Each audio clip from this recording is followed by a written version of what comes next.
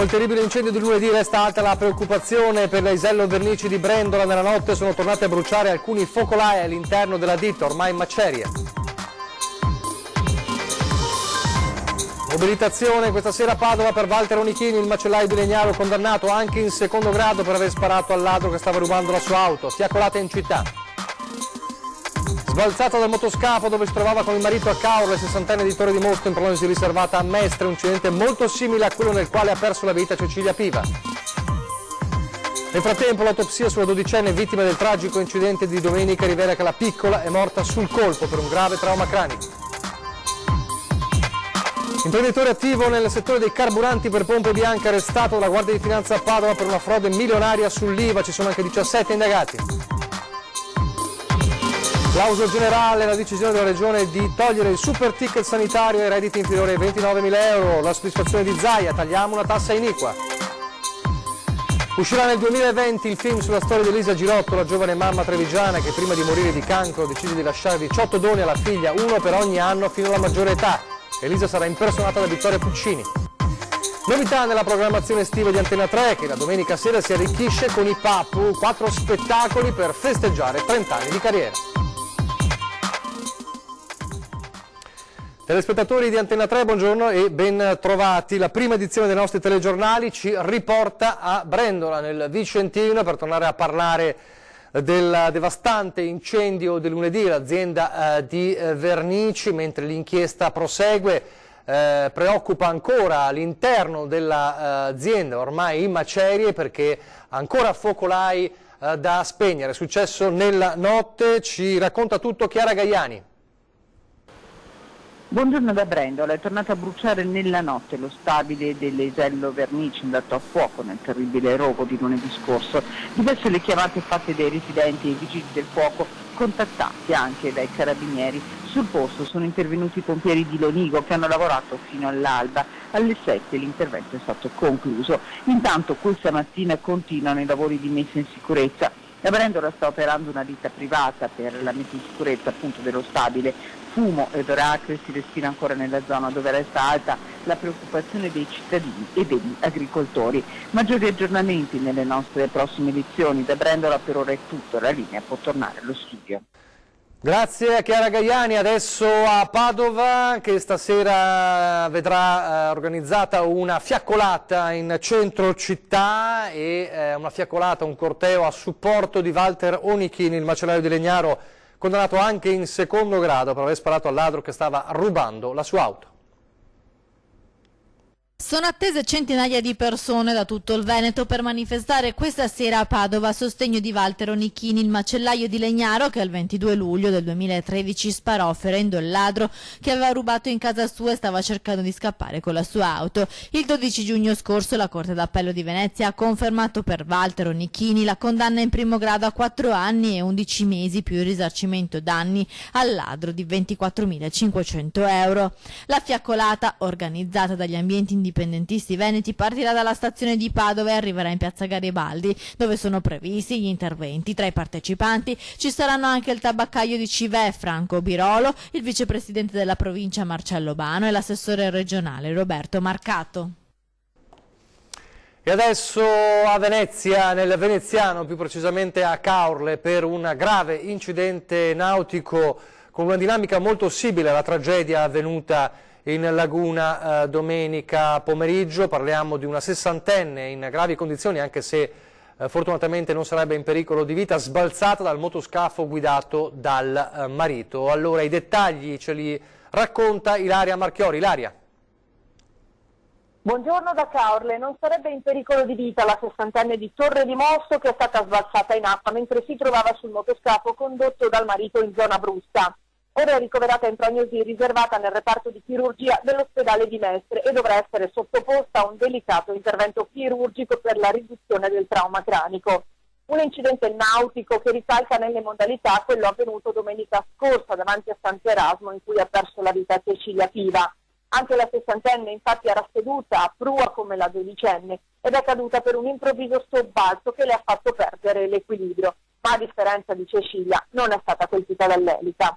Intanto dall'autopsia è emerso che Cecilia è morta per un forte trauma cranico che l'ha uccisa quasi subito. Il resto delle ferite inferte dall'elica, quelle sulla schiena, sul resto del corpo e così come l'amputazione del braccio non sarebbero responsabili della morte.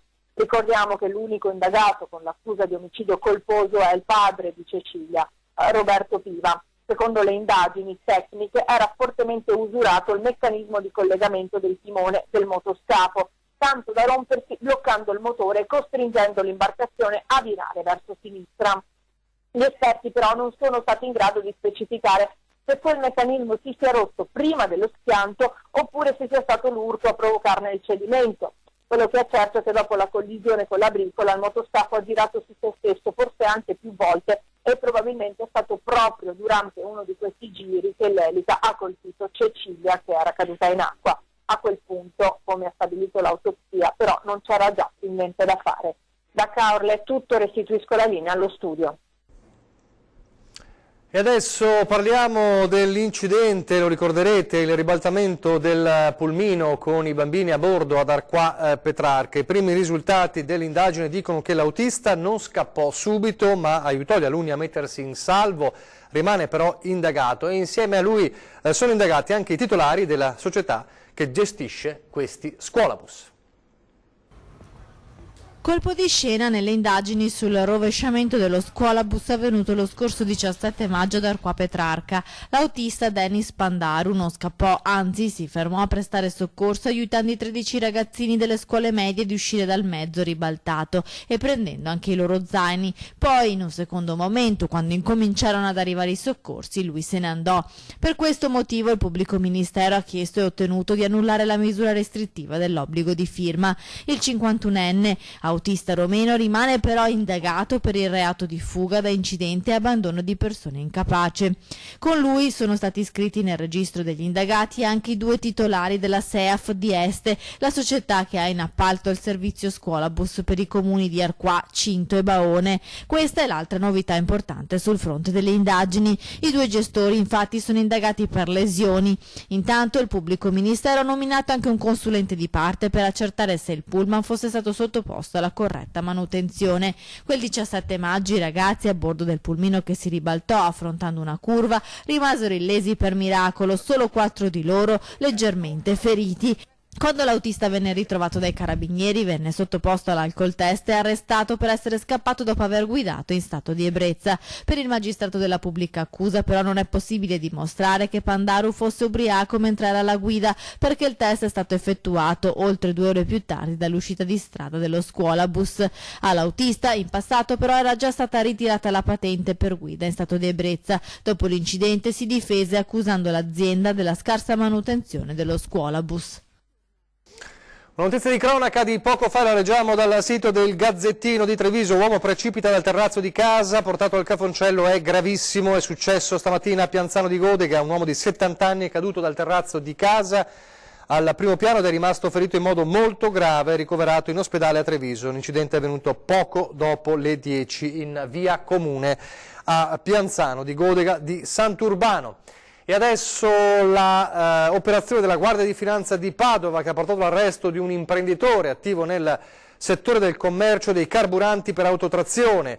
L'accusa è quella di una frode all'IVA di 6 milioni di euro che gli ha sequestrato. La Guardia di Finanza gli ha sequestrato una lussuosa villa. Ci sono anche 17 indagati, decine le società coinvolte con depositi di prodotti petroliferi, perquisizioni che hanno interessato anche le province di Padova, Venezia, Roma, Milano, Pescara, Teramo, Chieti, Bari e Salerno. L'attività è frutto di un'indagine coordinata dalla Procura padovana che ha consentito di individuare un'associazione delinquere finalizzata alla realizzazione di frodi fiscali appunto nel commercio dei carburanti, svolta mediante le cosiddette società filtro e società cartiere incaricate di emettere false dichiarazioni di intento nei confronti di depositi commerciali con qualifica di destinatario registrato, nonché fatture per operazioni inesistenti nei confronti di alcune società filtro. E intanto nel Trevigiano finirà sicuramente con un'azione collettiva, quella che si sta delineando come una colossale truffa nel campo delle concessionarie d'auto. Avevano visto le auto passando per Volpago nella pagina internet del concessionario. Allettati dal prezzo e dai modelli, in molti hanno versato la caparra per aggiudicarsi quello che ritenevano un buon affare, che si starebbe invece delineando come una colossale truffa ramificata in tutta Italia.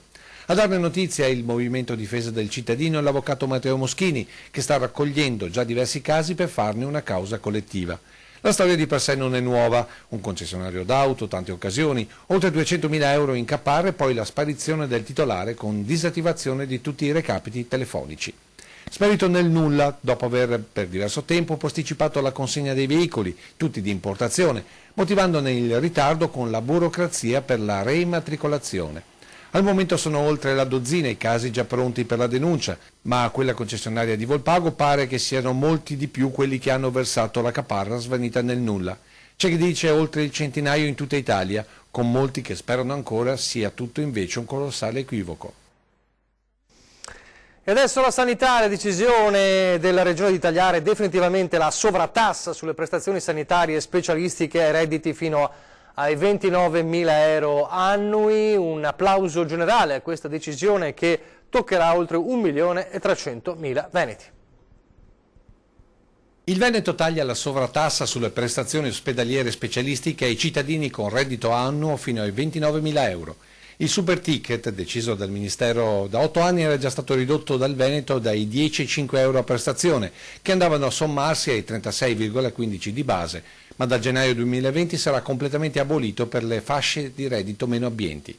Un provvedimento finora adottato solo dalla Regione Emilia-Romagna, che aveva controbilanciato il mancato introito dello Stato con risparmi dalle pieghe del bilancio. Ora anche il Veneto raggiunge questo obiettivo grazie alla suddivisione di 60 milioni di euro tra le regioni italiane, che hanno portato in cassa a Venezia quasi 7 milioni di euro, ai quali dal bilancio regionale andranno sommati 4 milioni per raggiungere la quota richiesta dallo Stato a copertura del mancato introito. Un beneficio che Palazzo Balbi ha calcolato in 1.300.000 veneti che dal 2018 hanno prodotto ricette per un totale di quasi 1,5 milioni di euro. Plaudono alla scelta sia la CGIL che il Tribunale del Malato, che da tempo denunciavano come questa sovrattassa impedisse di fatto ad anziani e ai redditi bassi l'approccio alle cure specialistiche. Ma l'obiettivo del Veneto è ancora più ambizioso, grazie ad un'oculata gestione del denaro pubblico, arrivare ad eliminare i 5 euro rimanenti di sovrattassa indistintamente per tutti i veneti. E ora Venezia e la questione grandi navi, mentre Venezia appunto evita per un soffio di entrare nella blacklist dell'UNESCO. Ieri il Ministro dei Trasporti e delle Infrastrutture Danilo Toninelli ha continuato a ribadire che non ci sono alternative a un progetto Marghera, e allora sul tema grandi navi interviene anche l'assessore regionale ai trasporti Elisa De Berti, che dice: il Ministro Toninelli perde tempo ed evita il confronto con le istituzioni. Quello che noi imputiamo al Ministro Toninelli è quello di allungare il brodo con tutti i mezzi e gli strumenti in suo possesso. Passato il clamore del disastro sfiorato sul canale della Giudecca, passati scontri, dibattiti e manifestazioni, il tema grandi navi a Venezia sembra tornare gradualmente in quel cono d'ombra dal quale da anni riemerge sporadicamente per essere poi riaccantonato fino alla prossima polemica. Le secche su cui si è arenato questa volta tracciano un solco profondo tra il Ministero delle Infrastrutture, che punta sulla deviazione della crocieristica a Chioggia o a Lido, e Comune e Regione, che puntano invece su Marghera. Il Ministro Toninelli è al governo da un anno, il dossier delle grandi navi è sulla sua scrivania dal primo giorno in cui si è insediato, e fisicamente li ho anche visti girare. Sono 2 paginette, come ha detto lui, per quello che riguarda Marghera. No, sono faldoni, ma guardate che sono tutta la documentazione relativa alle grandi navi che è stata trasmessa al Ministero per il comitatone, è online. E non sono 2 paginette, perché se uno si collega online anche dal sito del porto scarica, non so se sono tra le 300 e le 400 pagine. E proprio attenendosi a quella documentazione, De Berti vorrebbe che si procedesse confrontandosi in ambito istituzionale, attraverso quel comitatone di cui da Venezia si chiede a gran voce la convocazione al Ministro. Toninelli ha invece paventato una consultazione popolare a carattere locale per scegliere tra Lido e Chioggia, escludendo quindi la soluzione che proprio il comitatone aveva individuato nel 2017, Marghera. C'è un intervento minimale da fare, 1,8 milioni di metri cubi di fanghi da asportare dal Vittorio Emanuele. Per il Ministro sono un problema, ma mi parlano di asportare 7 milioni di metri cubi da Chioggia, e fino a prova contraria Chioggia è in laguna. Dunque abbiamo visto Venezia non entra nella blacklist dell'UNESCO e a proposito di UNESCO c'è un'altra sfida che si gioca proprio in questi giorni. Da ieri il governatore del Veneto è in viaggio verso Baku in Azerbaigian, dove nel weekend si decide anche il futuro delle colline del Prosecco come patrimonio dell'umanità UNESCO. Quando è che è previsto il verdetto? Sembra il 7, però io sarò lì in assemblea a seguire in maniera tale che se ci sono domande ci andiamo con umiltà, con rispetto da parte dei partecipanti, ma insomma il 7 dovrebbe concludersi. L'abbiamo raggiunto tra uno scalo e l'altro sulla via per l'Azerbaigian e ci ha confermato quale sarà il giorno decisivo per le colline del Prosecco. Zaia con noi domenica saprà se dopo un lungo percorso tra dossier e sopralluoghi, tra momenti di entusiasmo e qualche delusione, alla fine anche le colline tra Conegliano e Valdobbiadene faranno parte dei siti tutelati dall'UNESCO. Un riconoscimento importante sia per il territorio che sarà tutelato, ma in particolare per l'economia, non solo del quartiere del Piave, ma di tutta la Marca e del Veneto. Questa è l'occasione della vita e dobbiamo capirlo tutti, associazioni di categoria, imprenditori, università, artigiani, operai, operatori culturali, tutti. Questa è l'occasione della vita per il Veneto, perché abbiamo i mondiali, le Olimpiadi, il tema del Prosecco. Siamo già la prima regione d'Italia per quanto riguarda il turismo, questo diventa un ulteriore elemento di qualità. Strategica in questo senso l'indicazione della Regione per non creare nuove strutture alberghiere in zona, ma incentivare la ristrutturazione e la riconduzione di casolari finili in una sorta di albergo diffuso. L'occasione, se verrà confermata, è di aumentare il fatturato di un settore, quello turistico, che continua a crescere. E i dati su altri siti UNESCO parlano chiaro. L'incremento annuo di visitatori è valutato intorno al 10%, che, se tutto va bene, da domenica prossima avranno bisogno di una struttura ricettiva adeguata, per non perdere non solo l'occasione di un territorio, ma anche per molte future generazioni. Pochi istanti di pubblicità e torniamo subito.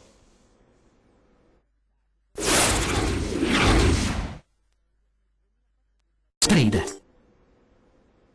Rieccoci in studio in diretta con la prima edizione dei nostri telegiornali, uscirà nel 2020, si chiamerà 18 regali e sarà diretto da Francesco Amato, è il film che narrerà la vicenda, ricostruirà al cinema la storia che ha commosso tutta Italia, quella di Elisa Girotto, la giovane mamma di Spresiano. Lo ricorderete che prima di morire per un terribile tumore decise di donare, di regalare 18 doni alla figlia piccola, uno per ogni anno di età fino alla maggiore età, un percorso diciamo per farsi conoscere dalla figlia che purtroppo non potrà conoscerla in altro modo. Dunque uscirà nel 2020 il film della Lucky Red.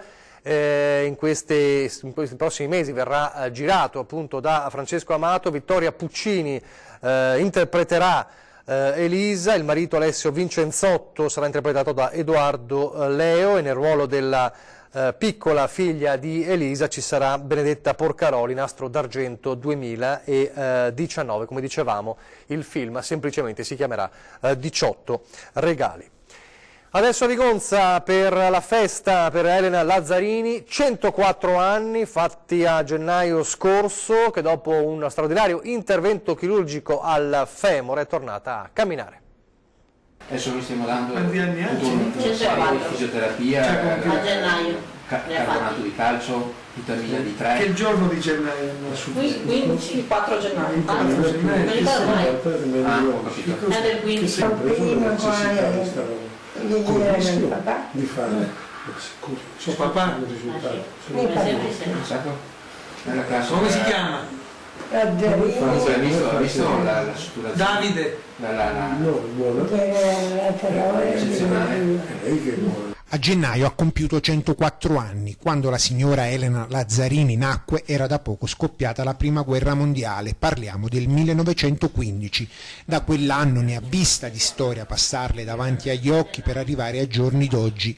Già di per sé è una bellissima notizia questa dell'età, che si aggiunge ad un'altra bella storia terminata a lieto fine. sottoposto ad un intervento chirurgico per una frattura al femore rimediata nella sua casa di Barbariga di Vigonza da parte dell'equipe di ortopedia e traumatologia dell'ospedale Sant'Antonio di Padova, diretta dal dottor Enrico Sartorello, dopo qualche giorno di ricovero è ritornata a casa accolta da amici e parenti. Una festa per tutti, anche per i medici che l'hanno operata. Non è facile intervenire in questi casi, anche se si tratta di un intervento solitamente di routine, ma vista l'età della paziente, che è durata una quarantina di minuti, si può dire che l'operazione è perfettamente riuscita. A festeggiarla a domicilio è giunto assieme al dottor Sartorello, che l'ha operata, anche il direttore generale dell'ULSS 6 Eugania, Domenico Scibetta, che ha voluto così partecipare al suo ritorno a casa. Ed è partita la terza edizione del progetto regionale sul turismo sociale e inclusivo nelle spiagge venete, che vede quest'anno come novità il tema dell'inserimento lavorativo dei giovani disabili nelle località balneari. Terza edizione del progetto regionale sul turismo sociale e inclusivo nelle spiagge venete, un'iniziativa che nel territorio della ULSS 3 Serenissima coinvolge in tutto circa un centinaio di giovani disabili.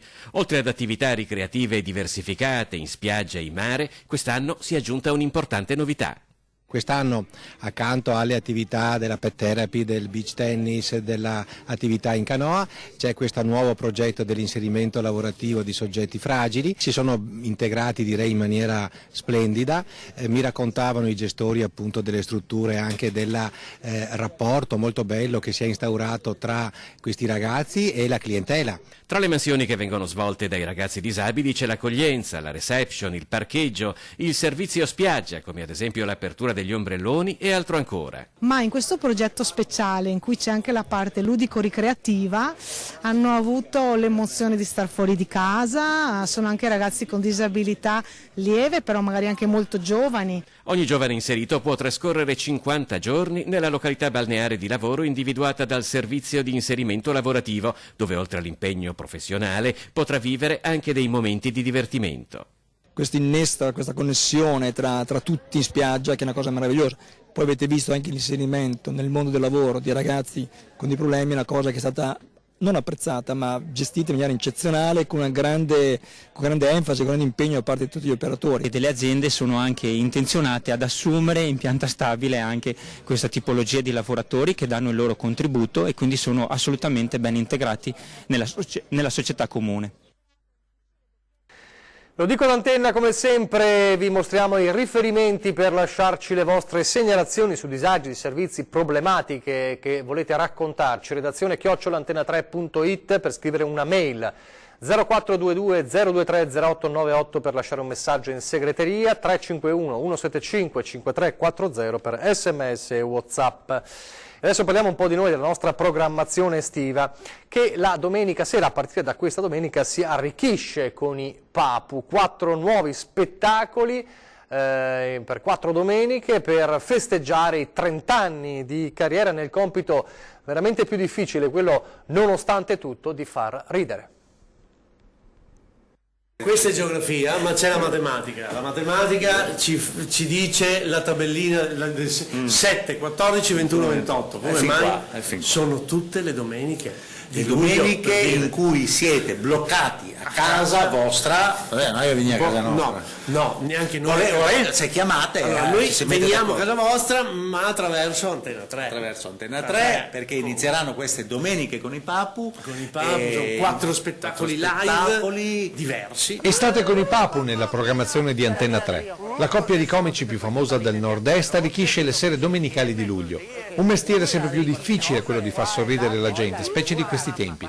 Per fortuna che c'è la politica a dare continuamente spunti tra satira e comicità. Lì le differenze li sfumano tra comici e politici. Qualcuno dice che ci stanno rubando il mestiere. Tanti gli spunti per i loro spettacoli, uno dei quali dedicato alla Zanussi Electrolux, per sorridere ma anche per riflettere.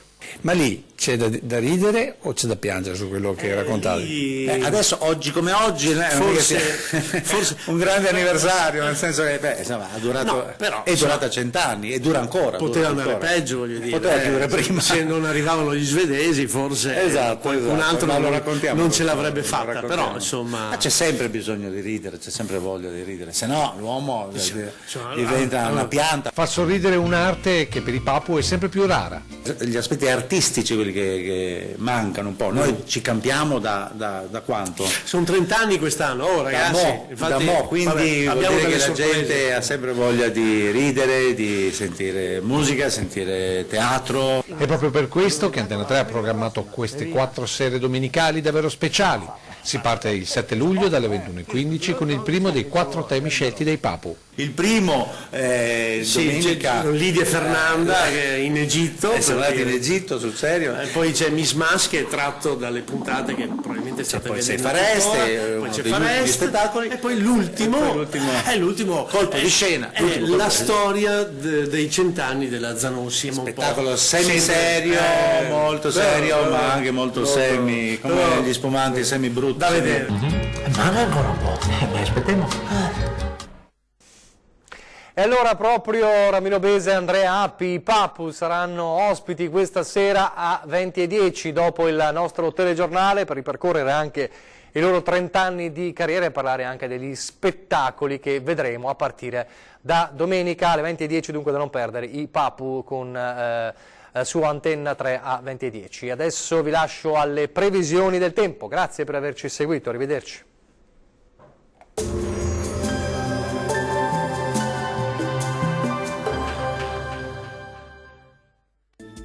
Benvenuti al Meteo. L'anticiclone torna ad essere maggiormente presente sul nostro territorio e quindi la giornata di venerdì 5 luglio sarà senza precipitazioni. Vediamo la situazione nel dettaglio. Sul Veneto ampio soleggiamento ovunque, sarà asciutto e stabile dappertutto e il cielo si presenterà sereno e sgombro da nubi su tutti i settori come ci mostra la nostra grafica. Non sono attese piogge particolarmente degne di nota. Temperature minime tra 18 e 24 gradi, massime oscillanti invece tra i 29 e i 34 gradi. Bel tempo anche sul Friuli Venezia Giulia, il sole sarà protagonista e il cielo si presenterà del tutto sereno un po' ovunque. Non sono previste piogge anche sulla nostra regione. Temperature minime tra 20 e 24 gradi, massime comprese invece tra 30 e 33 gradi. Ci spostiamo infine sul Trentino Alto Adige, dove avremo condizioni di tempo stabile e asciutto. Su tutta la regione splenderà il sole, il cielo sarà sereno o al massimo con qualche nube a carattere sparso. Temperature minime tra 18 e 19 gradi, massime comprese invece tra i 34 e i 35 gradi. Dal meteo di Antenna 3 per ora è tutto. Arrivederci.